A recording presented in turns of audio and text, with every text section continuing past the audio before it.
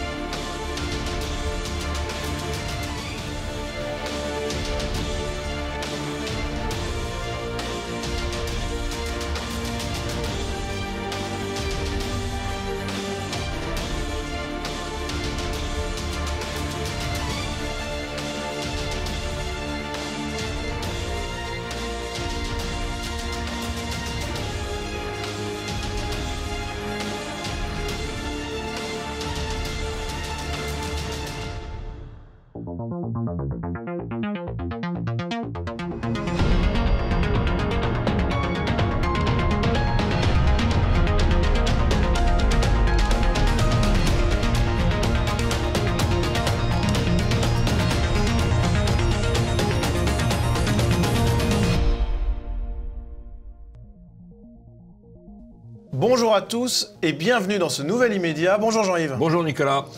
Au sommaire de cette émission, l'image de la semaine, hommage à Jean Raspail. Jean Raspail est mort samedi 13 juin, il était aventurier et écrivain, mais sera entré dans la postérité en tant que prophète grâce au livre Le Camp des Saints.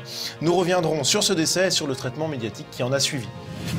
Arabes contre Tchétchènes, le califat de Dijon. L'année 2020 n'en finit pas de nous réserver des surprises incroyables. Cette semaine, c'est une bataille à distance entre membres des communautés tchétchènes et maghrébines qui a eu lieu à Dijon pendant plusieurs soirées et le silence médiatique a longtemps été assourdissant. Ethnomasochisme du service public, Éric Zemmour à nouveau menacé de mort. Dans ce immédiat, nous reviendrons comme d'habitude sur l'actualité médiatique de la semaine. Le retour médiatique de la race. Longtemps mis au rebut médiatique, le terme de race est aujourd'hui de retour. Et si les médias font encore dans l'obscurantisme, nous serons là pour leur démontrer que ce terme n'est pas de retour par hasard. Enfin, nous verrons qu'avec leur banderole contre le racisme anti-blanc déployée en pleine manifestation pour Adama Traoré, Génération Identitaire a frappé un grand coup médiatique. Immédiat numéro 303 avec Jean-Yves Le Gallou, c'est parti.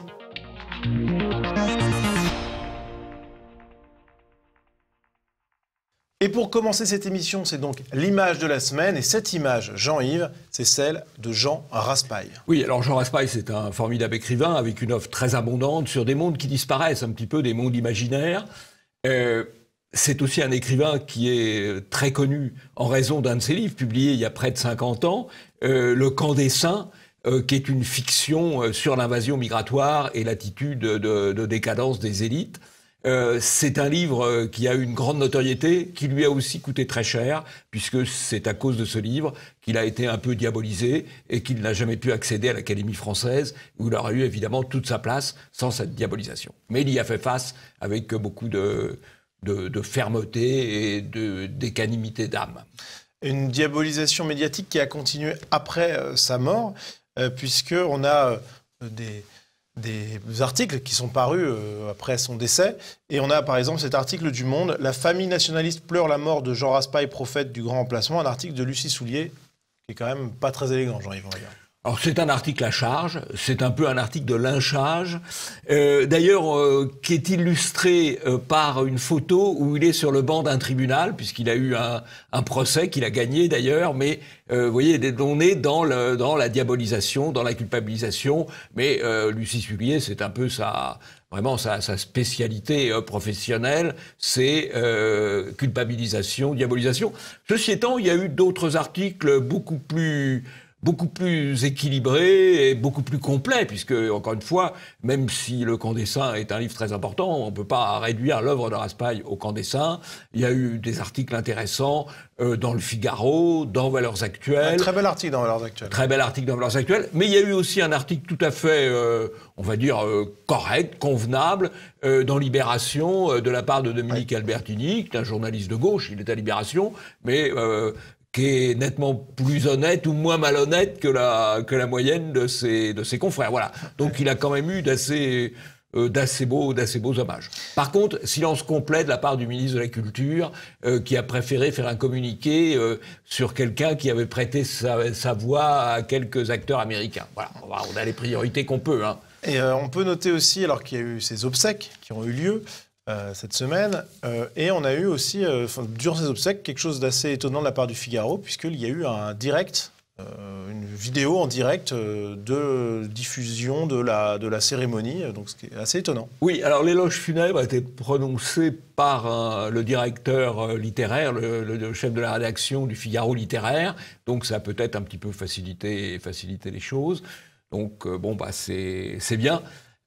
On peut dire qu'il y a eu quelque chose de tout à fait étonnant, c'est qu'il est mort au moment, on peut dire, où sa prophétie se réalisait, où on a vu les manifestations, d'ailleurs interdites, mais autorisées, mais tolérées, de masse immigrationnistes, où on a vu l'affaire entre les Tchétchènes et les Arabes à Dijon. Donc, il est mort un petit peu au moment où sa triste prophétie se réalise. Et justement, on va se diriger vers Dijon pour le premier sujet, Arabes contre Tchétchènes, le califat de Dijon.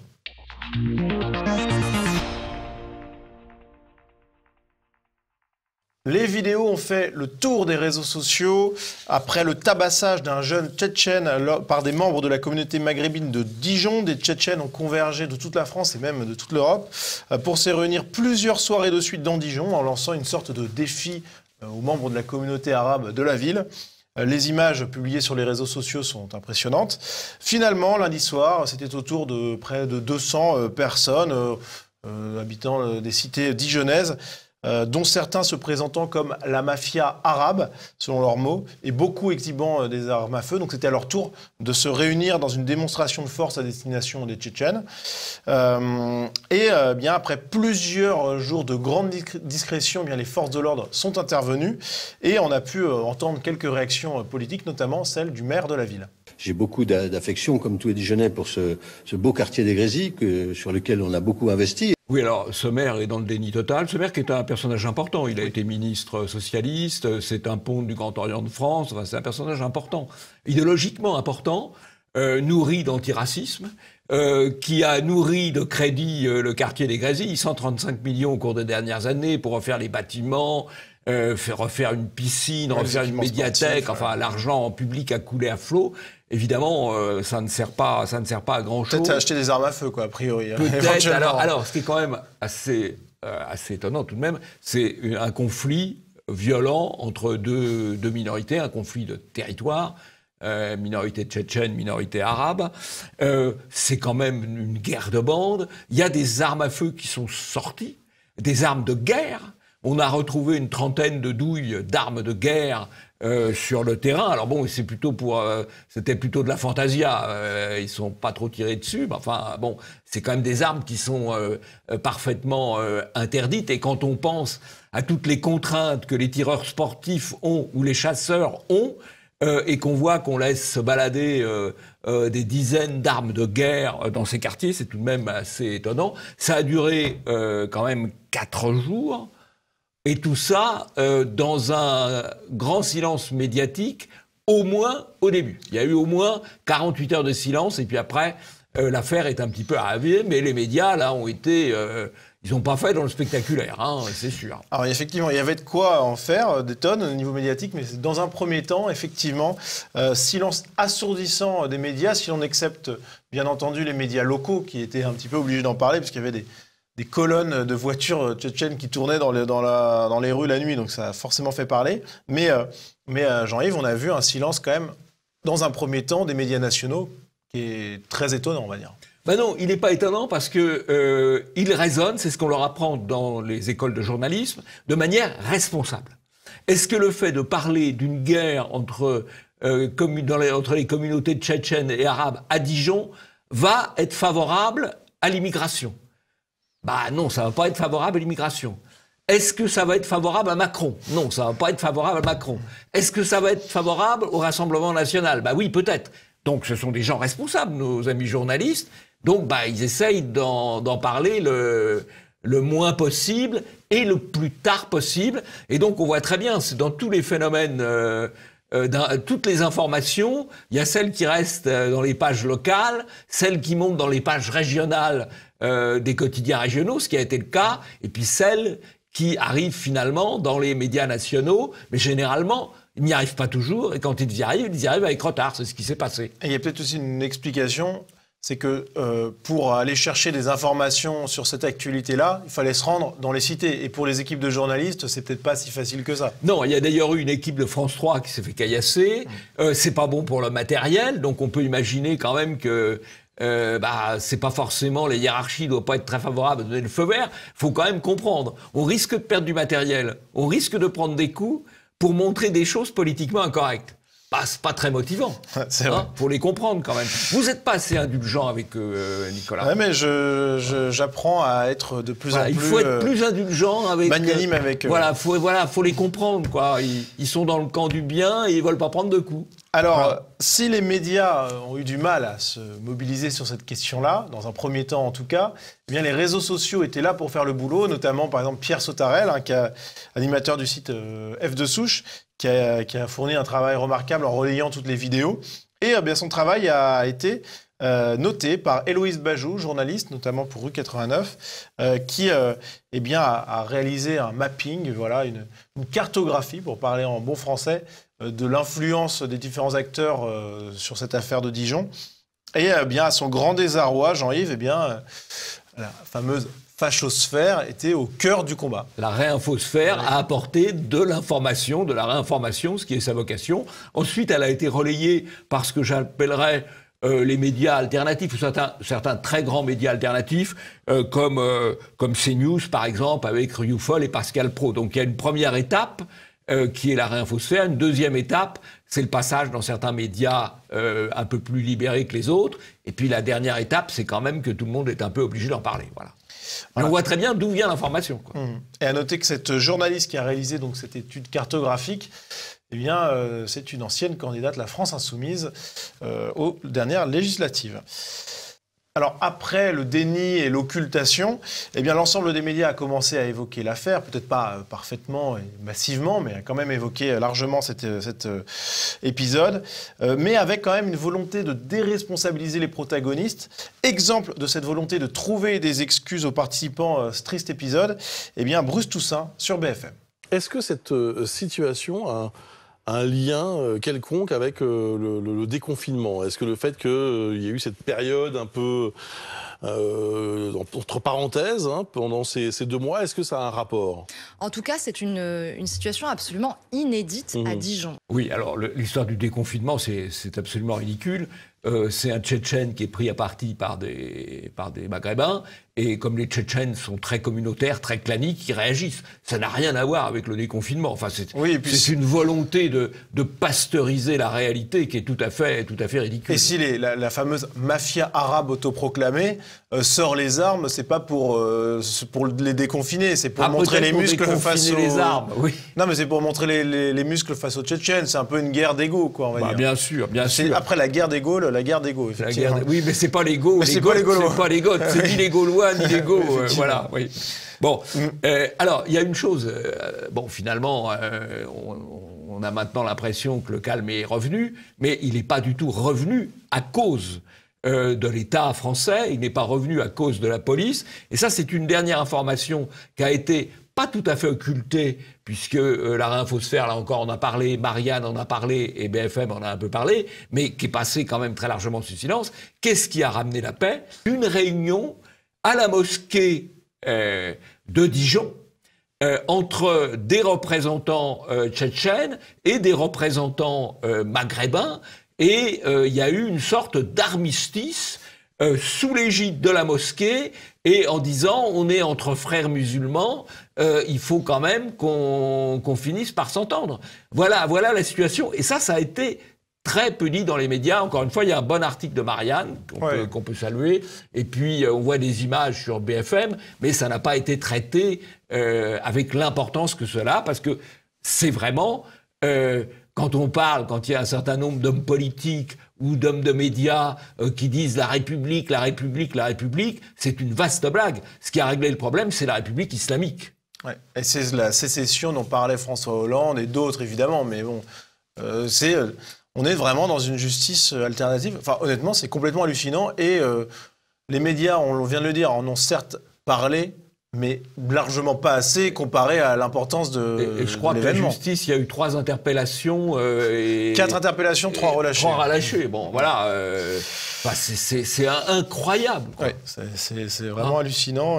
Mais il y a la connexion justice, médias et les politiques qui racontent des salades sur la République, quoi. Ouais. Alors, ça concerne à peu près tout le monde, d'ailleurs. Mais je crois qu'on peut dire des salades sur la République, parce que c'est pas la République qui a rétabli l'ordre, là, si ce n'est la République islamique. Passons à la revue de presse.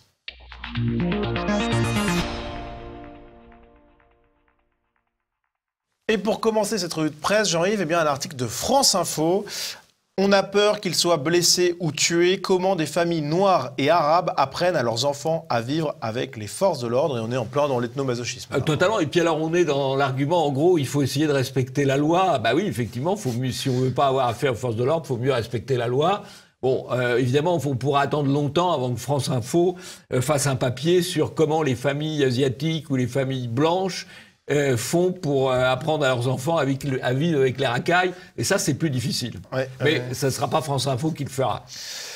Alors, toujours dans la rubrique ethnomasochisme, Romain Herreros, qui est journaliste au HuffPost, qui publie un tweet.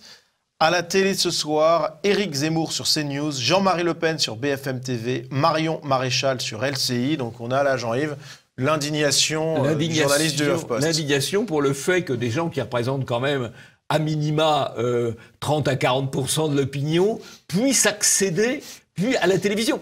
Et ce qu'il cite, ce sont des télévisions tout à fait respectables, sauf que ce sont des audiences entre 100 000 et 500 000 vues, alors que les JT, France 3, la 2, le TF1, c'est 16 millions. Donc, ils donnent l'impression, ils veulent faire croire que y a une expression excessive de la part de gens qui ne pensent pas comme il faudrait penser, sans voir que c'est un rapport de 500 000 par rapport à 16 millions, c'est-à-dire, si je ne me trompe pas dans mes calculs, de 1 à 30. Voilà, ouais. De 1 à 30, alors qu'ils représentent 30 à 40% de l'opinion. Et ce qui est amusant dans ce tweet, c'est que finalement, il prend 3 noms qui parlent donc sur la télévision. Mais on a l'impression que c'est 3 personnes de trop, que finalement, tout ce courant de pensée qui représente quand même largement les Français ne devrait même pas avoir la moindre voix au chapitre. On ne devrait même pas les entendre. C'est absolument totalitarisme médiatique, quoi. Et c'est quand même une pression sur ces organes médiatiques et sur les autres de ne pas en inviter trop, de ne pas inviter trop souvent. C'est une pression. Voilà. Alors, je ne sais pas de quelle école de journaliste il sort, mais enfin, on aurait une bonne. J'imagine, on a dû vérifier. La prochaine fois, on vérifiera. Alors, et c'est la suite logique, Jean-Yves. Éric Zemmour a de nouveau été menacé de mort. Son numéro a été divulgué et donc il a reçu des tombereaux d'insultes et de menaces de mort. C'est une habitude, malheureusement. C'est une habitude, mais ça ne choque pas ses confrères. Voilà, c'est ça qui est assez extraordinaire, c'est que les syndicats de journalistes, du Figaro ou d'ailleurs, silence radio. Ouais. Là, c'est normal. Bon, remarquez, les gens sont un peu crétins parce que évidemment, le téléphone est devenu inutilisable parce qu'il était saturé. Ceci étant, là où les gens sont un peu crétins, c'est qu'avec les SMS, on récupère quelles sont les sources. Ouais. Voilà. En même temps, les contempteurs d'Éric Zemmour ne sont peut-être pas les plus fins esprits en France. Donc, ça explique peut-être cette bêtise. Alors, autre actualité, Jean-Yves, cette semaine, c'était l'allocution d'Emmanuel Macron. Une allocution qui a beaucoup plu à Dominique de Montvalon, qui a déclaré « Un des meilleurs discours d'Emmanuel Macron. fond fort, ton non technocratique, clair et ferme. Jadis, on aurait parlé d'un discours radical socialiste contre le communautarisme et le séparatisme, la fin opportune du en même temps. Oui, bah vous savez, Montvalon, c'est comme Duhamel. À chaque fois, il trouve que Macron a encore été meilleur que le coup d'avant. Voilà. C'est vrai. En général, c'est difficile de retenir ce qu'il dit parce que ça devient tellement pâteux. Ouais. Mais eux, ils trouvent que c'est formidable. C'est encore mieux qu'avant. Ouais, voilà. c'est vrai bon, que attendons le prochain discours de Macron. Ça va être formidable. Avec attention, ça va être encore mieux. Et pour conclure cette revue de presse, Jean-Yves, on se dirige vers le service public, France Culture, avec cet article. Le Puy du Fou, ses bénévoles, son génocide, entre guillemets. Comment se fabrique une contre-histoire? On est là dans une remise en cause qui est puissante, puisque déjà la semaine dernière, on avait vu une vidéo de France Culture contre le Puy du Fou, et là, on a un article très, très à charge. Alors, ce que ces gens-là ne comprennent pas, c'est que l'histoire, il peut y avoir des visions différentes. On peut très bien avoir une vision des guerres de Vendée vue du point de vue républicain, et justifier ces guerres qui ont quand même été des guerres assez génocidaires, il faut le dire. Et on peut aussi avoir un point de vue différent, correspondant davantage à l'histoire et la mentalité de la Vendée, où on montre, au fond, comment une population a essayé de défendre ses traditions. On peut avoir les deux points de vue. Mais pour France Culture, il ne peut évidemment y en avoir qu'une, celle du général Turreau et des massacres qu'il a commis. Bon, ceci étant, Turreau, il a son nom sur l'Arc de Triomphe. C'est pas pour ça qu'il faut le retirer. Lui aussi, il appartient à l'histoire de France. Et ça, les gens de France Culture, ils comprennent pas ça, parce que là, encore une fois, il y a le bien, il y a le mal. Et en l'occurrence, le bien, c'est du côté des génocideurs. Là, c'est un peu particulier. Chloé Leprince, c'est pas n'importe qui. Chloé Leprince, c'est l'auteur de cet article. Chloé Leprince, c'est l'auteur de l'article. Ce n'est pas n'importe quel journaliste. C'est tout le début de sa carrière, en 2011, elle a obtenu un cafard d'or à la cérémonie des Bobards d'or.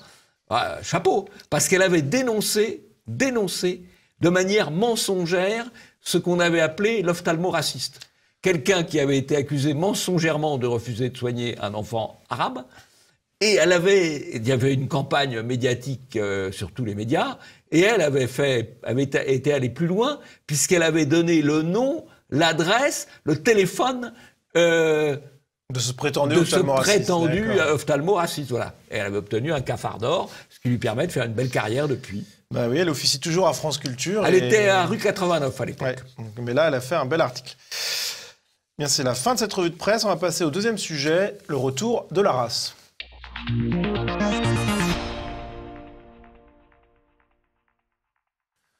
Pendant très longtemps, la pertinence scientifique du terme race a été niée par l'ensemble du monde politico-médiatique. L'exemple le plus frappant de cette interdiction de ne serait-ce que prononcer le mot, c'est peut-être la bataille que des dizaines de médias avaient menée contre Nadine Morano, qui avait eu le malheur de citer le général de Gaulle en 2005 sur le plateau d'On n'est pas couché.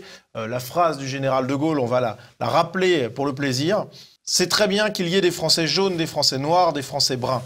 Il montre que la France est ouverte à toutes les races et qu'elle a une vocation universelle. Mais à condition qu'il reste une petite minorité, sinon la France ne serait plus la France. Nous sommes quand même avant tout un peuple européen de race blanche, de culture grecque et latine et de religion chrétienne. Donc Nadine Morano avait évoqué cette fameuse race blanche. Le tollé médiatique avait été monumental. On a par exemple l'Express qui avait titré Nadine Morano choc, Le Monde qui avait parlé de Nadine Morano ayant franchi un nouveau palier, l'Obs, Nadine Morano maintient ses propos et s'enfonce. Et Jean-Yves, c'était vraiment une campagne médiatique contre Nadine Morano et contre le terme race. Et contre le général de Gaulle qui avait utilisé le terme. Alors, c'est les propos qu'avait cité Nadine Morano, c'est les propos du général de Gaulle tels que rapportés par Perfit.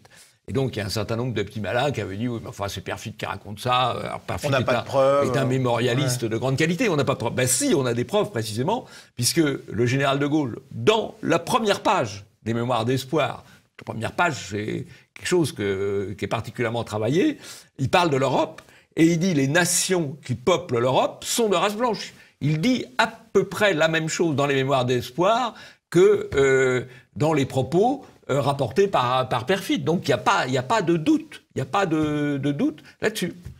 Mais on avait quand même fait un procès terrible à Nadine Morano sur ce sujet. Et d'ailleurs, elle s'était vue retirer son investiture au régional. Aux élections régionales, ouais. Absolument. Voilà. Eh oui. C'est la puissance médiatique de la diabolisation. C'est la puissance médiatique de la diabolisation Il suffirait d'ailleurs de dire qu'on s'en fout. Hein, et puis ça serait terminé. Surtout qu'aujourd'hui, Voilà. tout le monde aime à se réclamer du gaullisme, d'autant plus Voilà. aujourd'hui, 18 juin. Réclamons-nous du gaullisme, mais alors dans tous ses aspects. Exactement.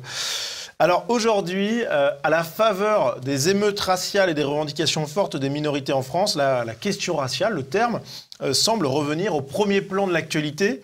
Dans les médias, il est désormais courant de voir ou d'entendre le terme noir ou blanc. Déjà, Le Monde, il y a quelques mois, évoquait les débats sur la race, le genre, dans un papier sur la hausse des tensions dans les universités. France Info, récemment, Black Lives Matter. Race, privilège blanc, que signifient ces termes utilisés dans le discours antiraciste aux États-Unis et en France? Libération qui donnait la parole à Éric Fassin, sociologue, qui déclarait dans cet article titré « La fin de l'exception raciale en France ». La fin de l'exception raciale signifie que la racialisation de la société est reconnue comme un enjeu véritablement démocratique. Sans doute a-t-on encore du mal à l'accepter en France, où l'on veut croire qu'il est forcément raciste d'en parler. Vice, le média, avait fait aussi dans l'apartheid culinaire, cette fois-ci, avec cet article retiré depuis, « Où manger racisé à Paris, la carte qui fait ruisseler l'argent du bon côté », donc le bon côté, noir, hein, tout simplement. Manuel Valls s'est également mis à parler de lutte des classes qui disparaissaient au profit de la guerre entre les races. Donc on le voit, Jean-Yves, le terme race revient au premier plan médiatique. Oui, alors il revient au premier plan médiatique, c'est un petit peu une conséquence de l'évolution démographique en fait. Vous avez de plus en plus de gens qui viennent d'ailleurs et qui se reconnaissent entre eux comme venant d'ailleurs. Ils sont peut-être reconnus par les autres comme venant d'ailleurs, mais d'abord, ils se reconnaissent entre eux comme venant d'ailleurs. Quand vous avez 35 à 40% des naissances qui sont en France, qui sont non européennes, que vous avez aujourd'hui plus de 20%, 25% des enfants dans les écoles qui ne sont plus d'origine européenne, le phénomène réapparaît, d'autant plus qu'on est dans une situation quand même de déculturation générale et que la transmission de la culture française, grecque et latine, comme disait le général de Gaulle, et de religion chrétienne, c'est plus ça non plus. Donc, il y a un retour des fondamentaux, que ça plaise ou non. Ouais, face à l'idéologie, c'est le retour au réel. Et ce qui est intéressant, c'est que alors cette question du retour de la race, elle a été largement discutée depuis quelques jours dans les médias, mais tous les journalistes qui évoquent ce sujet, aujourd'hui, sont formels. La race est un terme invalidé par les scientifiques. On a par exemple France Culture. Le concept de race ne revêt évidemment aucune réalité biologique, et même avis dans l'émission Quotidien de Yann Barthès ce lundi. La race, qui ne correspond à aucune réalité scientifique, on le sait, revient donc dans le débat. Alors, contrairement à ce que pensent les chroniqueurs de Quotidien, les progrès scientifiques viennent largement remettre en cause la vision selon laquelle la race n'a aucune réalité. Evelyne Heyer est une biologiste française spécialisée en anthropologie génétique et qui est membre du conseil scientifique de la DILCRA, qui lutte donc contre le racisme. Voilà ce qu'elle déclarait en 2016 dans une conférence pour le Musée de l'Homme. La meilleure description de la diversité génétique de nos 50 populations qui sont à travers le monde est de les regrouper en 5 groupes différents qui correspondent à peu près à chacun des continents. Alors vous voyez bien l'analogie que l'on peut retrouver avec ce qu'on appelait auparavant des races. Ça correspond grosso modo aux 5 groupes qui étaient utilisés dans les typologies raciales. C'est pour ça que la génétique est souvent très politiquement incorrecte.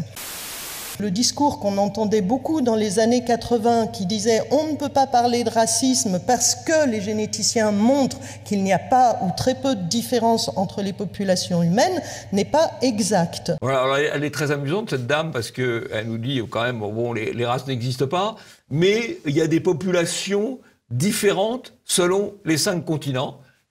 Et patatras, ça retombe sur l'ancienne distinction des races, mais enfin c'est des populations. Voilà. Ouais, non mais c'est amusant, parce qu'en fait, elle détruit l'argument aujourd'hui avancé par les journalistes et par d'autres personnes qui disent oui, mais le concept n'est pas scientifiquement avéré. En fait, les progrès de la génétique avèrent.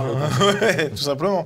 Et dans ce sens, toujours, on a David Reich, qui est un généticien respecté, professeur à Harvard, qui écrivait en 2018 dans le New York Times: en tant que généticien, je sais qu'il n'est tout simplement plus possible aujourd'hui d'ignorer l'existence de différences génétiques moyennes entre les races. Des avancées extraordinaires dans les technologies de séquençage d'ADN ont été réalisées durant les 20 dernières années. Et il enfonce le clou. Les récentes études génétiques ont démontré qu'il existait des différences entre les populations. Je crains que les personnes bien intentionnées qui nient la possibilité de différences biologiques substantielles entre les populations humaines sont en train de s'enfermer dans des positions indéfendables qui ne survivront pas à l'assaut de la science. Jean-Yves, c'est limpide. Limpide. Alors à l'époque, le docteur Alexandre, qu'on connaît bien, il est très actif sur Twitter, notamment, il est beaucoup intervenu dans le débat de la chloroquine, enfin bon, ouais. Et il se pique pas mal de science, a dit, à propos des déclarations de Reich, exceptionnellement, les savants doivent faire passer la vérité scientifique après le principe philosophique fondamental de l'égalité de tous les groupes d'hommes. Voilà. Alors, c'est au fond un éloge de l'obscurantisme, qui est au fond la principale défense aujourd'hui de tout ce qui est politiquement correct. C'est la censure, c'est l'interdit, c'est l'obscurantisme. Et pourtant, elle tourne. Pourrait-on conclure cette partie ? Prouvez-le. Passons au troisième sujet, génération identitaire, mais les antiracistes et les journalistes en furie.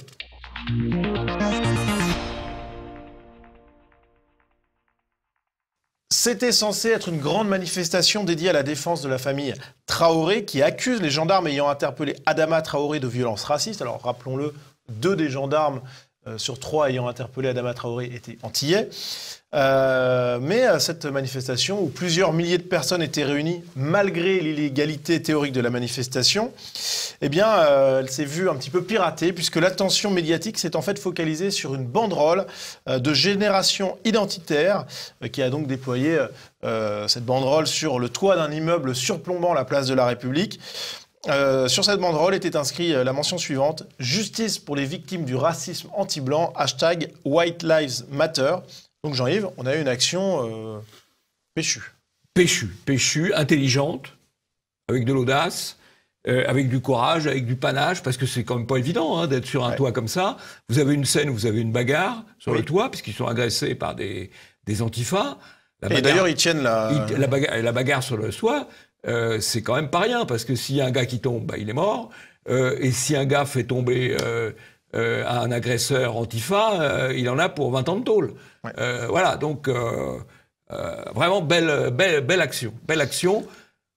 C'est un petit peu presque un hommage à Raspail le jour où il est parti. Belle action de résistance. Alors cette action, elle a fait le tour des médias. Elle a notamment été mentionnée dans les JT de TF1 et de France 2. Autre fait marquant de cet après-midi, c'est lorsque une banderole a été déployée par des militants d'extrême droite sur le toit de l'un des immeubles. Une provocation signée Génération Identitaire des militants d'extrême droite, déchirée par des voisins, sous les applaudissements de la foule. 12 personnes ont été interpellées. Et Quotidien de Yann Barthès a également consacré plusieurs minutes à l'affaire. Quelle est la différence entre Génération Identitaire et le Rassemblement National ? Génération Identitaire, c'est un mouvement de jeunesse qui, lui, occupe le terrain activiste. Et le Rassemblement National, c'est un parti politique qui occupe le terrain électoral. Donc ce sont 2 champs différents qui peuvent être complémentaires, mais qui sont très différents. Parce que plusieurs cadres du Front National, publiquement, saluent votre initiative. Il y a eu énormément, en l'occurrence, de députés européens et de députés français, par exemple du Rassemblement National, qui nous ont soutenus. Et après, nous avons eu également des félicitations, je dirais, plus discrètes de la part de certaines personnalités, notamment de droite, mais pas que d'ailleurs, curieusement. Et donc ça, c'est quelque chose dont on est très fiers également. Il y a des députés de droite qui vous ont félicité ? Oui. Vous voulez pas dire les noms ? Je ne peux pas, non. Ils m'ont demandé de ne pas le dire, et donc je respecte, bien évidemment, cela. Bon, alors là, on voit que Quotidien essaye de piéger en obtenant les noms d'élus de droite ou de gauche qui auraient soutenu les identitaires. Les identitaires sont pas piégés. L'identitaire qui parle très bien d'ailleurs, Clément Martin, il ne se fait pas piéger. Et puis, finalement, je ne sais pas pourquoi, alors qu'ils ne se sont pas piégés, ça passe dans Quotidien, donc c'est du bonus. Peut-être que Quotidien a voulu être honnête pour une fois, je ne sais pas. Ça fait de la pub, bon. C'est bien. Non, mais en tout cas, c'est vrai que ça leur a fait une belle audience médiatique. Et alors, autre séquence très médiatique liée à la banderole de Génération Identitaire, c'est la captation par les caméras de Valeurs Actuelles de plusieurs cris antisémites dans la manifestation. Putain de juif ! Voilà ! C'est un juif ! C'est un juif ! C'est un juif ! Et donc on le voit, les cris sales juifs qui ont été proférés alors que la banderole est déployée à l'intention des militants de Génération Identitaire. Oui. Et cette séquence, filmée par Valeurs Actuelles, a été très diffusée sur les réseaux sociaux, mais beaucoup moins dans les médias, au grand désarroi de Gilles William Goldnadel. Le préfet de police pond un communiqué à 17h30, comme quoi il y a eu des cris anti-juifs, qui signalent ça à la justice. C'est clair, net et précis. À partir de là, le rideau occultant, c'est-à-dire que, à part TF1, CNews et Europe 1, personne n'en a parlé. Le service public antiraciste, on est dans une manifestation soi-disant antiraciste, le service public a mis le rideau occultant. Au fond, dans cette affaire, il y a quelques personnes qui crient cela sur une foule. Donc c'est pas forcément totalement représentatif. Simplement, si ça s'était passé dans une autre foule, eh bien, une foule de gilets jaunes, par exemple, ou une foule de nationaux, là, ça faisait toutes les unes. Alors, on peut dire deux choses, d'ailleurs. On peut dire, bon, c'est quelques personnes, c'est pas forcément représentatif. Ou on peut dire, c'est très grave, donc il faut en parler. Simplement, pour reprendre l'expression de Goldnadel, le rideau occultant, il ne marche pas toujours. Il y a des cas où les médias en parlent, à tort ou à raison. Avec le projecteur en plus. Avec le coup de projecteur, la focalisation. Et il y a des coups où ils n'en parlent pas, parce qu'il ne faut surtout pas laisser entendre qu'il puisse y avoir de l'antisémitisme de la part des minorités ethniques et des minorités afro-musulmanes. Voilà. Donc on occulte. Eh bien, ça va être la fin de cette émission, mais Jean-Yves, je crois que vous avez un coup de chapeau. Le coup de chapeau bimensuel, si je puis dire, pour le nouveau numéro d'Éléments qu'on peut trouver en kiosque, que les abonnés ont souvent ont sûrement reçu, et qui est un très bon numéro, comme d'habitude. Éléments, c'est une revue qu'on lit avec plaisir, de la première à la dernière ligne. Très bien, c'est la fin de cette émission. Merci à vous de l'avoir suivi. N'hésitez pas à partager cette vidéo autour de vous. Et Jean-Yves, on se dit à la semaine prochaine. À la semaine prochaine.